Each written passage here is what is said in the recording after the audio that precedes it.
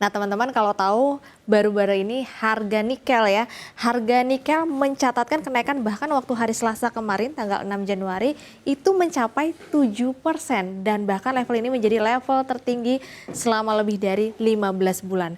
Padahal kalau kita berkaca pada tahun 2025 kemarin ya, terutama di bulan Desember ya itu kenaikannya sebenarnya nggak begitu signifikan, bahkan cenderung turun. Nih, teman-teman bisa lihat secara charting ya, secara pergerakan harga nikel, komoditas nikel pada tahun kemarin dan juga di awal tahun hari ini. Nah, kalau teman-teman lihat waktu bulan Desember itu sempat turun ya, bahkan levelnya itu sempat level menyentuh 14.000 US dollar per ton dan itu merupakan level terendah yaitu kurang lebih cukup lama, tapi akhirnya pada awal tahun, tepatnya di Januari, bahkan menembus level 18.479 ya, hampir 18.500-an US dollar per ton dan ini menjadi level yang cukup tinggi dalam 15 bulan terakhir. Nah, teman-teman juga tahu ya bahwa Indonesia ini merupakan cadangan nikel terbesar di dunia. Bahkan kalau kita lihat Indonesia punya cadangan itu sekitar 55 juta metrik ton. Pada tahun 2023 Indonesia juga menyumbang 53,1% dari pasokan nikel global yang diperkirakan mencapai 2,1 juta metrik ton pada tahun 2024. Jadi tentu saja kenaikan harga nikel ternyata dipengaruhi oleh Indonesia.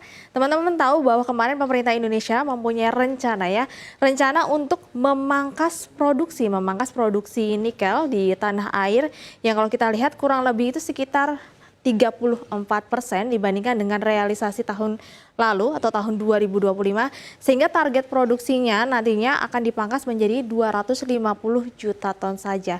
Nah, kekhawatiran pemangkasan produksi ini tentu saja akan mendorong apakah suplainya ini bisa menjadi gangguan pasokan sehingga harga nikel pun akhirnya melesat dalam sebulan terakhir ini bahkan sudah hampir lebih dari 24% ya kenaikan dalam sebulan terakhir. Nah, dari kenaikan harga nikel ini, emiten-emiten apa saja sih yang akan diuntungkan? Yuk kita lihat deretan emiten yang berada di industri nikel. Nah, di sini sudah ada 6 ya. Ada NICL, DKFT, MBMA, Antam, NCKL, dan Inco. Ini rata-rata sebenarnya udah cukup familiar ya emiten-emitennya karena biasanya transaksinya cukup ramai. Bahkan hari ini aja beberapa masih ada yang mencatatkan kenaikan nyaris arah.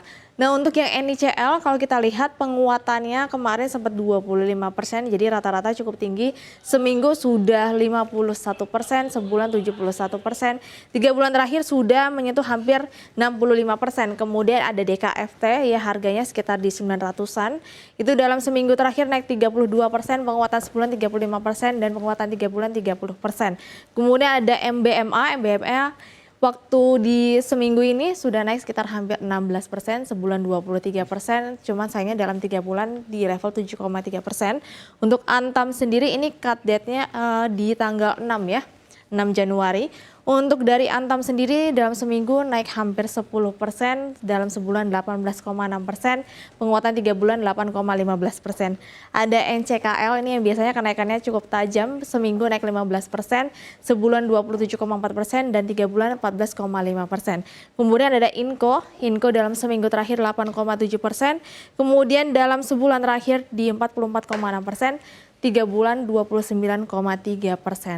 Nah, ini kan pergerakannya dalam sebulan, seminggu, dan juga 3 bulan terakhir. Nah, pertanyaannya dari sisi profitabilitas atau fundamentalnya bagaimana? Yuk kita intip ke 6 emitennya. Nah, ini adalah laporan keuangan masih per September ya, karena full year-nya belum muncul ya, belum rilis. Ini kita ambil kompak di per September 2025 atau kuartal 3 2025. Kalau kita lihat rata-rata sebenarnya mencatatkan kenaikan pendapatan dan juga laba bersih. Hanya ada satu yang mencatatkan penurunan pendapatan tapi laba bersihnya masih naik. Nah, untuk Antam sendiri kalau kita lihat pendapatannya di kuartal 3 2025 itu mencapai 72 triliun atau kenaikannya itu secara tahunan di 66,7%. Tapi Antam perlu dicatat ada kontribusi dari emas juga. Kemudian laba bersihnya mampu mencatatkan 5,9 triliun atau kenaikan 171%. Untuk DKFT Pendapatannya secara tahunan naik 29,5%, laba bersihnya di 442 miliar atau tumbuh 53%. Kemudian ada Inco di sini kalau kita lihat pendapatannya mencapai 11,6 triliun, naiknya memang tipis ya, hanya 2,9%. Tapi laba bersihnya naik di 6,10 atau sekitar 861 miliar. Kemudian ada MBMA, sayangnya pendapatannya turun, kalau kita lihat turun 29,9%. Di 15,3 triliun rupiah, laba bersihnya tapi justru naik ya. Jadi memang ada efisiensi beban yang dilakukan oleh MBMA. Sehingga laba bersihnya masih tumbuh 42%, 415 miliar, meskipun pendapatannya turun, laba bersihnya masih tumbuh. Kemudian ada NCKL pendapatannya naik 9,93% atau 22,4 triliun, laba bersihnya juga naik 33%, 6,5 triliun rupiah. Kemudian yang terakhir ada NICL, kalau kita lihat pendapatannya 1,3 triliun, masih tumbuh 65%, laba bersihnya juga tumbuh beggar ya, 131% di 401 miliar rupiah. Nah, dari 6 emiten ini valuasinya yang paling murah yang mana nih? Ini udah biasanya suka dicari para investor ya.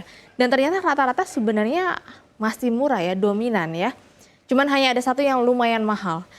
Inco di sini dengan harga berjalan di 6.250, price book value-nya atau harga wajarnya cuma 1,43. Ini sebenarnya masih murah ya untuk komoditas nikel.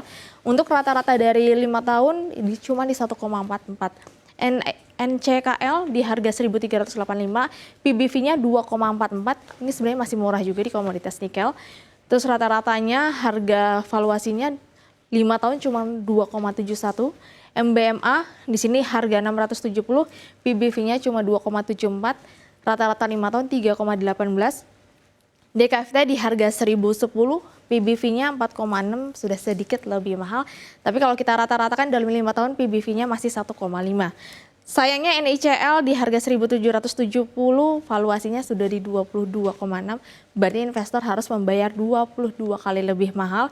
Rata-rata dalam 5 tahun lebih rendah 4,5. Kemudian Antam sendiri ini campur ada emasnya juga di level 3.660, PBV-nya cuma 2,6, rata-rata 5 tahunnya hanya 2,12. Ya tadi secara pendapatan yang turun cuman MBMA ya, tapi secara valuasi masih murah dan sisanya masih mencatatkan kenaikan pendapatan dan juga laba bersih. Tapi disclaimer karena sebenarnya nikel ini masih oversupply saat ini, demand-nya juga masih terbilang cukup rendah. Jadi memang kenaikan ini masih sementara karena Indonesia mau memangkas produksi nikel di tahun 2026. Disclaimer jangan lupa untuk dianalisa ulang itu.